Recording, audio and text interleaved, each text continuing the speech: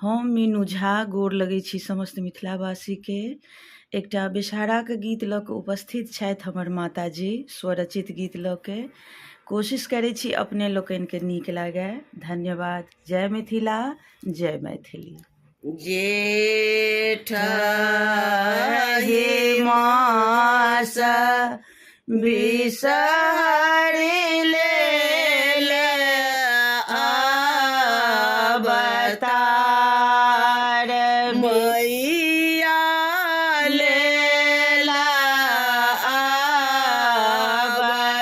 अवतार राम मना पात आसन के निमगार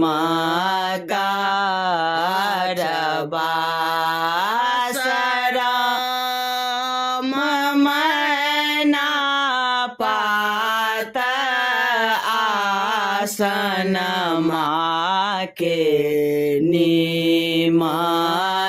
निमगाछ बास आहूँ के पूजा मैया बेले चमेली फूल बिसहरि हरियर दुभिरा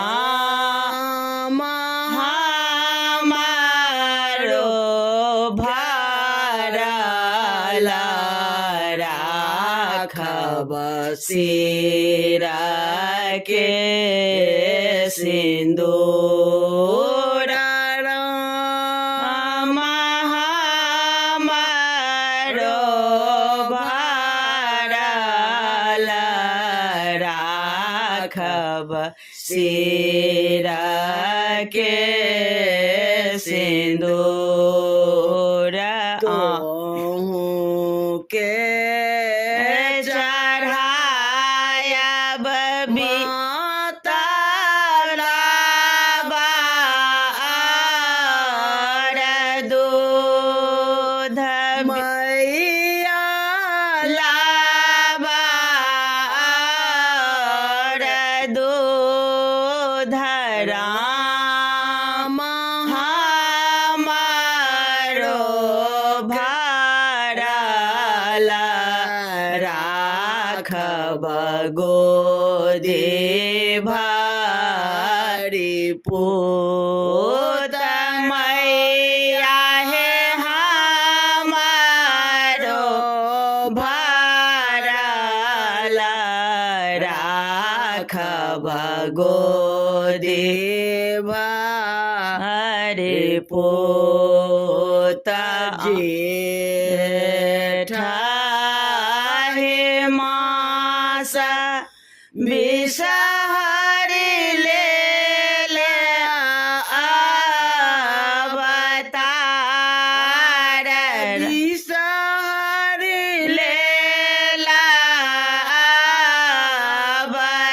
अवतार राम मना पात आसन के निमगाछ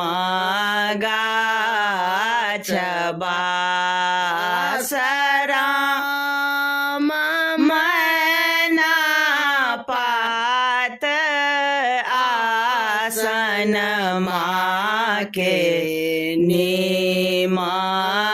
निमगाछ बास आहूँ के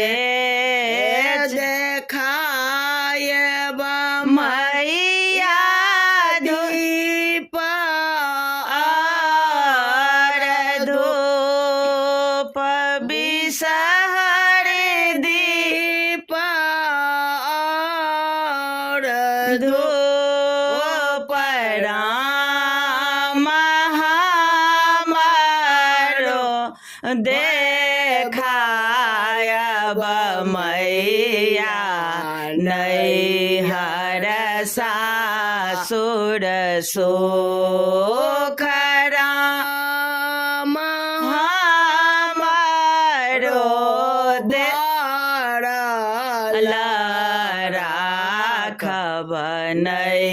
हर सासुर सुख भाना ही